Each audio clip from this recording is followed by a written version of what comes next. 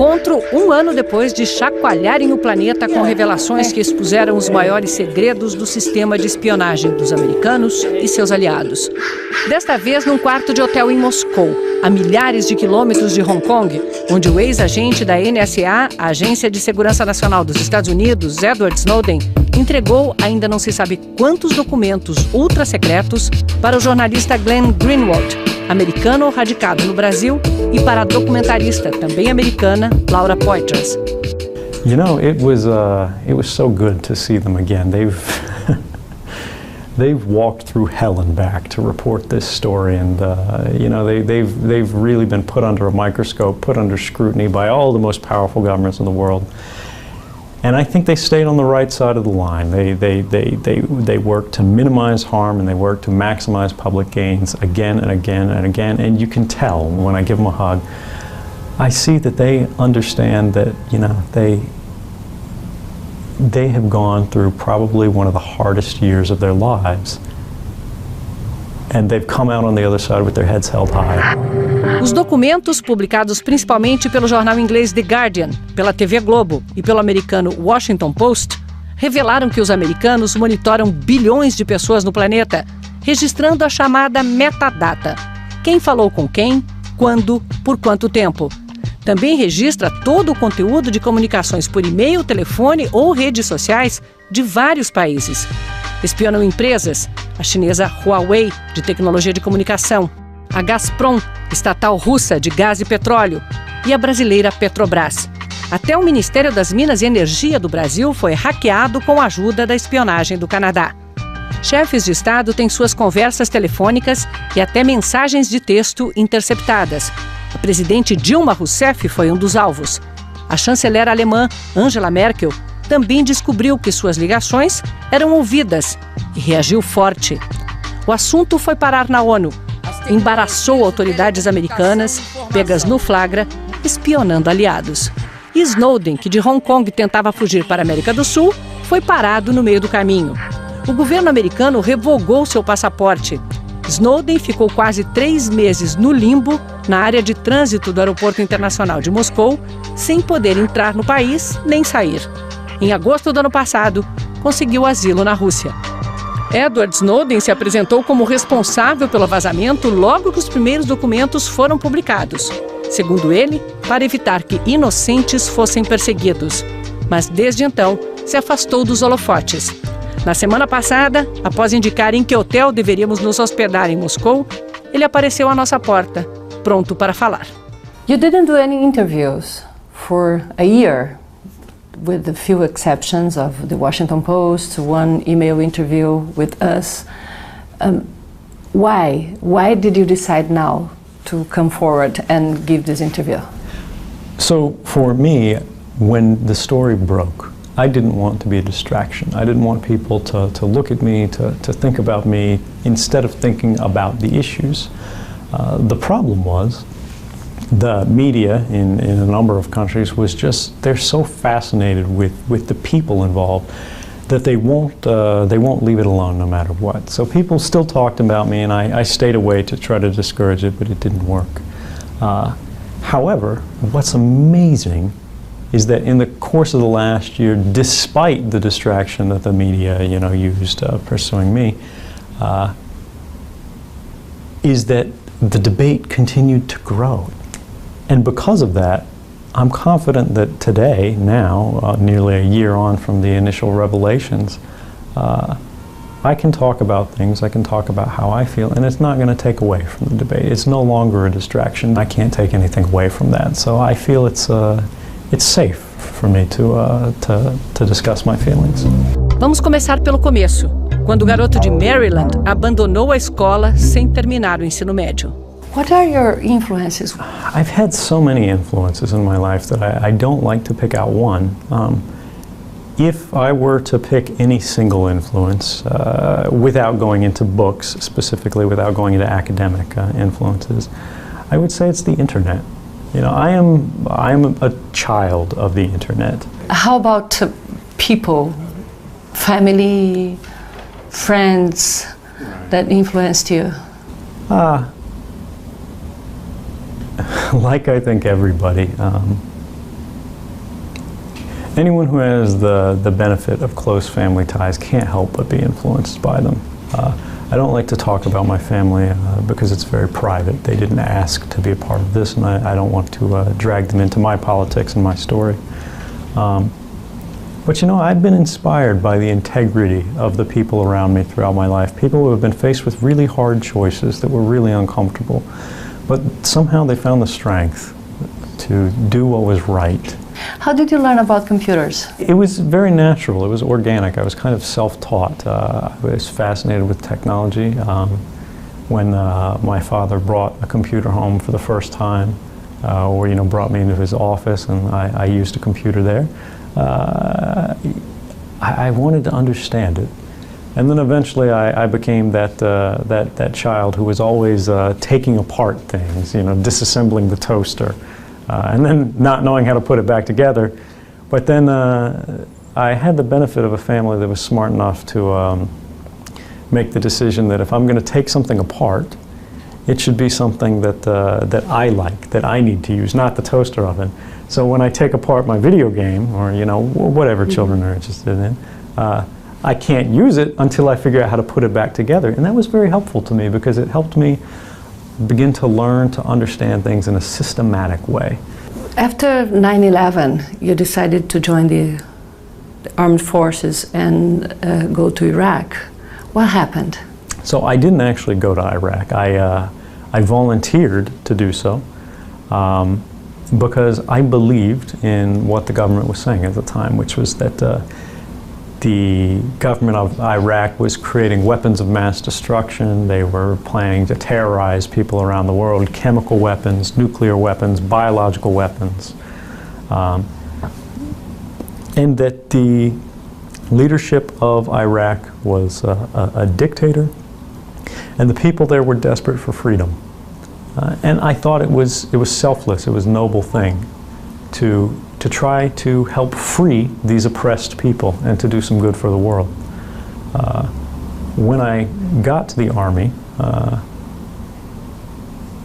there was an interesting political awakening because I saw that many people there were not interested in doing particular good for the world. They weren't necessarily interested in contribution.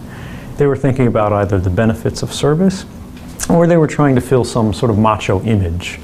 This is a man who has betrayed his country, who is sitting in Russia, an authoritarian country, where he has taken refuge. Do you think that it will come a time when you can go back to the US without being prosecuted for treason, which is what you would face today if you go back? I would really like to think so, but that's not a question I can answer. That's up to my government. There's no question that if I could choose anywhere in the world to be, I'd be at home in the United States with my family, working for my government, and doing everything I can to continue contributing to the society that I love so much. But the reality is that there's a great resistance in some areas of government in the United States and some agencies of government, where if an official is embarrassed by the policies that they promoted, that they tried to keep secret so the public wouldn't find out, and then they're revealed, they can use their authorities to make things very uncomfortable for someone. Journalists have been asking the government again and again and again, can you show that anyone was hurt, that anyone was killed, that any lives were lost, that there was any harm or any danger caused by these disclosures? And they've never been able to show a single example, even though they've been asked again and again and again. But the political situation in regard to myself hasn't really changed.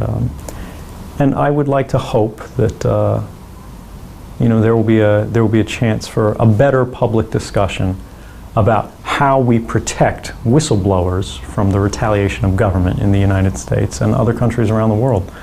But until then, I'll have to wait. Under which conditions would you go back now? You have a lawyer trying to negotiate a deal with the American government so you can go back home. What would be the conditions for you to go back now? My legal team has a representative for the government to contact us to be able to have discussions. If the government believes we can help them protect some material, if they they think we can contribute in some way, or if they are interested in coming to some kind of resolution that serves the national interest and is fair to all parties, which I think is clear. I don't think the United States government gains anything from trapping me in Russia, and I certainly don't prefer to be trapped in a foreign country. But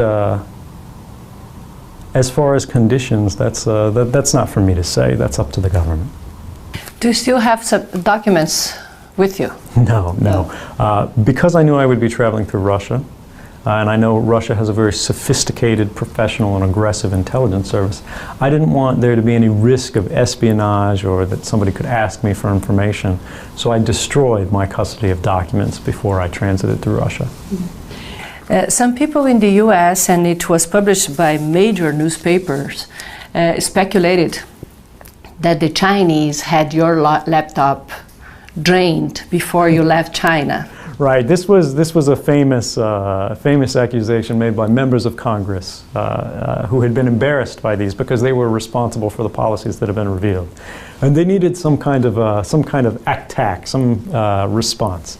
So they said that I didn't know what I was doing. I was some guy who had all these laptops full of information just spilling out of these computers, and I walked through China and they drained them. They put a buck under it and they stole these secrets.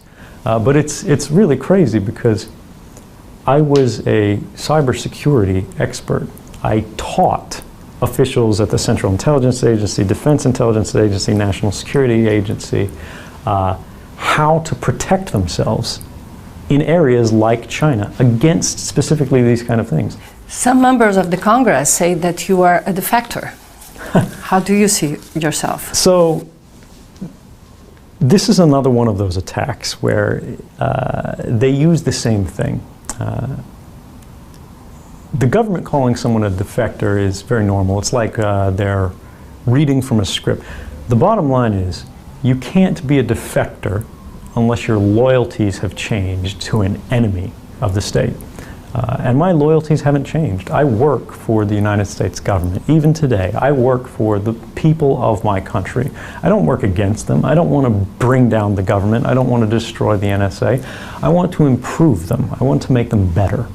Would you be willing to face court in the US? I would love to face court in the US. If they reformed the Espionage Act to allow people to make a real defense. Right now, the Espionage Act is a very unusual law. It prohibits people from making certain defenses. I can't even argue my case to the jury. I can't say that I was serving the public interest. They don't see a difference between someone who sells a list of agents' names to have them executed to an enemy country during a time of war, and someone who takes information about government abuses and gives them to the press to report in a responsible way. But as it stands now, there is no chance for me to make a case. There is no fair trial waiting for me at home. Why China and Russia? So I never chose to go to Russia. It wasn't a final destination. I was actually on my way to Latin America. I even had a ticket booked. This is public record. Where to in Latin America? Ecuador at the time. There were pictures of journalists on the plane to Havana from Moscow looking at my seat. But the problem was, as I wanted to board the plane, the United States had canceled my passport. They had revoked it and said, no, he can't travel anymore, because they wanted to freeze me in place. And at the time, they didn't have any effective criticism of me. They didn't have any way to go after my reputation. So I believe that a political decision was made that if they trapped me in Russia, they could say he's a Russian spy without having to prove it. I think it was done for political purposes. Since the moment you were spirited away by those two Chinese lawyers in Hong Kong to the moment you could leave the airport here, how was that? How did you go through that period? It was incredibly tense. You know, there was a level of uncertainty where you don't know what's going to happen that same night. You don't know what's going to happen when you go to sleep. You don't know if there's going to be a knock on the door. You don't know if there's going to be people who break down on the door. All you can do is trust that you're doing the best you can to do what is right.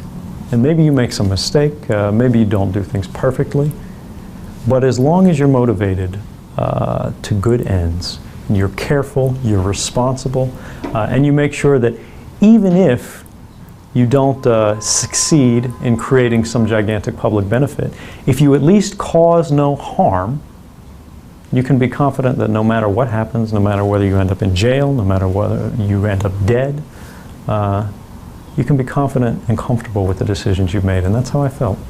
Fiquei numa sala, tiveram 6 agentes diferentes que eles estavam entrando e saindo.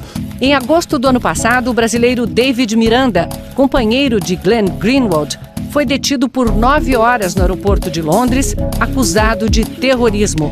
Ele trazia documentos vazados por Edward Snowden da Alemanha para o Brasil.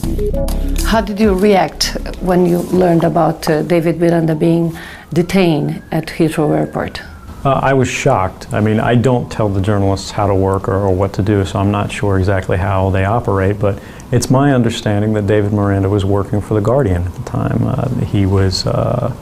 They had paid for his flight, and he was working as a sort of correspondent role for them. And for the British government to accuse someone working as a journalist of engaging in terrorism is a shocking claim. After being trapped at the airport without this kind of pressure, you could relate to the situation, right? Well, I think he had a much tougher time than I did. Yeah, it's not knowing what's going to happen to you. Losing your sense of agency, losing your ability to determine your own future is a deeply intimidating thing. And the fact that he could remain so committed to his principles in a situation like that, I think says very good things about him. Was that the way you felt? Yeah. Well, wait, about him? About yourself. Oh.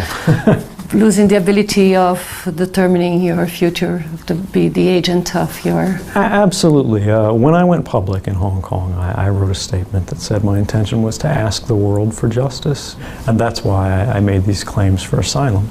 When you take your future and you put it in someone else's hands like that, it's scary, because you have to believe in the goodness of people every day, at every hard decision, at every difficult point. How's your life here in Russia? You know, it's really not as bad as they say. There are, no country is perfect, and Russia has some political policies that I disagree very strongly with. They monitor the internet in ways I consider inappropriate. They regulate the press in ways that I think no government should do. But my day-to-day life, it's much better than prison. Can you go out? Yeah, sure, why not? You're not seclusive? No. Well, I'm naturally seclusive because, again, child of the internet, right?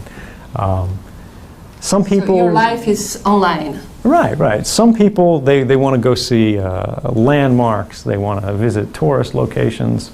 I would rather read, I would rather write, I would rather communicate, discuss issues with my friends, with the people I trust, and try to build things, to try to engineer things, to try to create solutions and sort of improve the world around me in the best way that I can.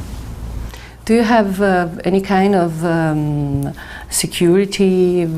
Do the Russians watch you, or? Well, the Russian services, again, I'm sure they're involved in some kind of surveillance, but I don't see it. For me... It's not ostensive? No. For me, if I need security, I hire security, but I prefer to be open and independent as much as I can. I can't, for safety reasons, get into where I live and how I travel. But I would say I live a surprisingly open life. People don't recognize you on the streets? They recognize me when I go to computer stores. But when I'm in the grocery store, when I'm looking at magazines, things like that, nobody really recognizes me. You blend in. Yeah, Do you wear any disguise, or you just go out? It's probably better. Edward Snowden face. Probably better if I don't answer that one. What do you miss most? My family, of course. Ainda este ano, Laura Poitras lança um documentário sobre a saga de Snowden. E Glenn Greenwald acaba de publicar simultaneamente em 25 países o livro Sem Lugar para se Esconder, no qual conta os bastidores das reportagens que ganharam os maiores prêmios de jornalismo este ano.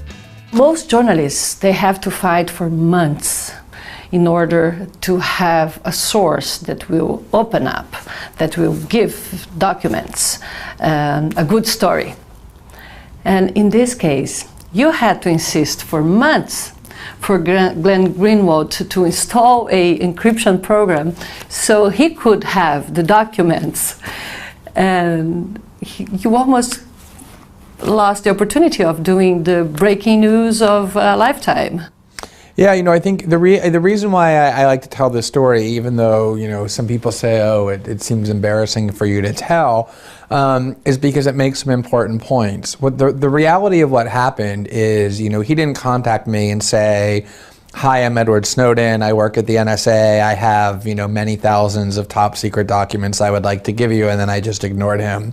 What actually happened was that he was very afraid, in retrospect, for reasons that we now all understand were very valid, that if he were to speak to a journalist without it being very protected through encryption, there was a very good chance that the United States government would know that he was going to do what he did. And so he was very worried and basically unable to tell me anything about what it was that he wanted or what it was that he intended to do. All he was really saying was very vaguely, I have some things I want to talk to you about. And until he told me things about him and what he had, I wasn't really making him a priority. And until I made him a priority, he couldn't really talk to me about what he is. So it really underscores that this surveillance that he has helped bring to light is not just a threat to privacy, and it's not just a threat to democracy, that it all takes place in secret, it's also a threat to journalism. So it worked out in the end. He was very persistent. He went to Laura Poitras, of course, who did have encryption, and then she involved me. But that difficulty, the reason I tell that story is to encourage journalists and everybody to use encryption, but also to show how dangerous of a world it is when the government can know everybody who's talking to everybody else. If I could follow up on that, I would say one of the most important things for me about that situation is that it's a case study of how encryption is so important but also so difficult to use. Nobody's communications are going to be secure, whether they live in Brazil, whether they live in the United States or anywhere else, unless we all have access to these tools and they're invisible to us. Without you having to install programs, without you having to learn all these things, but it happens by default, without anybody making special steps, because people naturally, we can't be bothered. Were you frustrated when he didn't install the encryption program? I think it's fair to say yes. I mean, I tried several times, several ways. But I also expected that was a possibility. I mean, it's a big ask, and it's reasonable. Everybody expects journalists to, have priorities. They're busy people. They've got stories they're working on. And if you're just some guy saying, "Hey, I've got something you need to know, but I need you to do this really complex, difficult thing," it's understandable. Documentos vazados por Snowden e mostrados pela TV Globo tiveram grande impacto no Brasil. Were you able to follow those stories from here? I was, and I was fascinated by them and the reaction to them. It's amazing that in every country in the world, people highly value privacy. Nobody wants to be spied on. We feel the sense of violation. And when we think about it objectively, we go, what were you hoping to find? There's really no explanation, no justification for the U.S. to be spying on Brazilian oil companies. Why does, the American president want to read Dilma Rousseff's emails? What's the benefit? What's the gain? Now, there has been some argument from the president of the United States saying that he was unaware of these programs, and to some extent that may be true. He has also agreed with me that these programs are not helpful, that they don't have any value, that they haven't saved any lives, they haven't promoted the interests of the United States, and for that reason he ended them. He said, no, why are we spying on these people? Just stop, it's not helpful. Were you able to watch President Dilma's speech at the UN? I was inspired by that speech. It was incredible because the Brazilian president was the first president, I think, that took a very strong leadership role on saying, we have a right to be left alone, we have a right to speak, we have a right to communicate, we have a right to associate freely without being monitored, without being watched. And these are not civic rights, these are not national rights, these are human rights. The progress that we've seen in Brazil with the passage of bills like Marco Civil are extraordinary, but they're only the beginning. They don't go far enough. We can't just give speeches, we can't just pass national laws, we can't just make small changes. We have to create an international standard through which our rights are respected, they're codified in law, and they're enforced through the standards of our technology. How do you think that we as individuals and society, as a community, can protect ourselves against this? So one of the biggest solutions to this is technical. We need governments to invest in education and research in mathematics, in technology, that will allow us to secure communications not just in some city, not just for some service, but for the entire world. And the way we do that is through advances in technology and the standards that are used to secure them, the standards that we all agree to communicate by. Because Brazil could pass the best law in the world for protecting their citizens' privacy, but as soon as a Brazilian citizen's emails leaves the borders of Brazil and goes to another country, that country has the choice of going, oh, do I follow this law, do I not follow this law? Nobody will know. If we enforce our values through technology, that problem is solved. Every now and then, American press says that you would offer Brazil information in exchange for asylum. Is that an offer on the table? Absolutely not. I could not be more clear. First off, I don't have any documents to offer.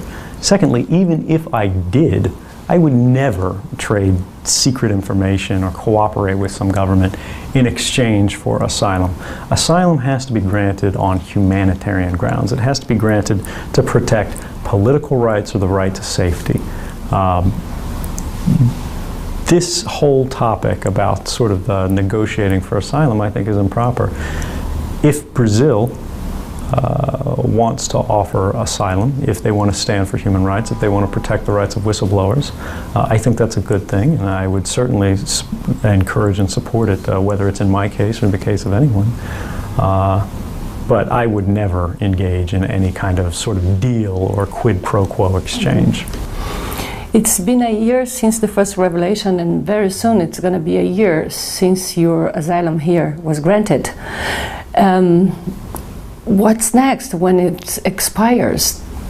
My asylum does end, I believe, the very beginning of August, and I still do need to receive permanent asylum. And if Brazil, and the petition and the efforts there, Brazil is a country that I would love to go in. I would love to live in Brazil. And you know, if 1.2 million Brazilians would like to invite me, I would definitely welcome their invitation and be happy to accept it. And in fact, I already sent a petition to the Brazilian government requesting asylum. So if they chose to offer it, I would definitely accept. So you did send the request? Absolutely, yeah. Back when I was in the airport, I sent requests to countries around the world. Brazil was one of them. It was a formal request. But the Brazilian diplomacy said they never got the request. That's news to me. It could be, maybe there's some procedure they say wasn't followed. Many countries have said that you have to be in their national territory to apply for asylum. Maybe they've done that.Maybe that's something for people to follow up on. You know, tens of thousands of NSA's employees, people working for national security, for the spy agencies in the US. Do you feel like you're a divergent?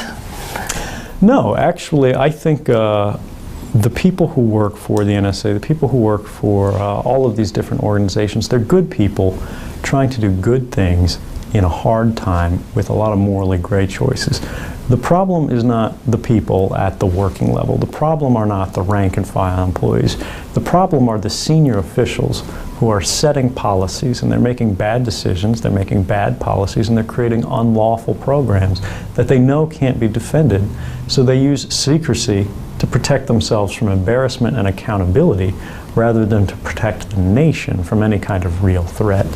And that's a critical problem that we need to reform. But I know for a fact there are other employees around the intelligence community in the United States who were deeply concerned and unsettled and troubled by the same programs I was, because anybody who looks at these programs, regardless of whether you work for the NSA or whether you work for NBC, can see that these go too far. There's a line between what is necessary and appropriate and what we're doing simply because we can. And the President himself has said the time in which we do things because we can is over. Just because we can do something doesn't mean we should, and I agree with that. Do you think that the way the NSA operates is really helpful to fight terrorism? It's not. And efficient? It's definitely not efficient, and it's definitely not effective, and you don't have to trust me to say that. The first court in the United States to ever review this program in the open found that these programs had never stopped a single attack or saved a single life in the United States from any kind of imminent terrorist attack. They also said it was Orwellian in its scope and violated the rights of everyone in the country. The President commissioned 2 independent White House investigations with full access to classified information to look at everything the NSA had done with these programs and to see was there any unique value that justified continuing these programs, and they said there was not, and the program should be ended. One of those investigations said the program had no basis in law at all and never should have been begun. And the Congress in the United States, both houses are now saying these programs need to be reformed, they need to be ended, and protections need to be instituted to make sure something like this never happens again. I think that's an incredible statement, an incredible rejection of the fact that these programs are necessary and appropriate for defending terrorism, because if they were, would all 3 branches of the American government be saying we need to end them? Are you happy? I am. It's been an incredible challenge. It's been a really tough year. I've worked harder than I think I've ever worked before, and you know, it is hard for me to be separated from my family, to be unable to go home, to be able to participate in my government and my society as fully as I'd like to. But at the same time, I can go to sleep every night and be confident that the choices I made, even when it was really hard, were what I felt were the right choices. And because of that, I can wake up every morning with a sense of satisfaction.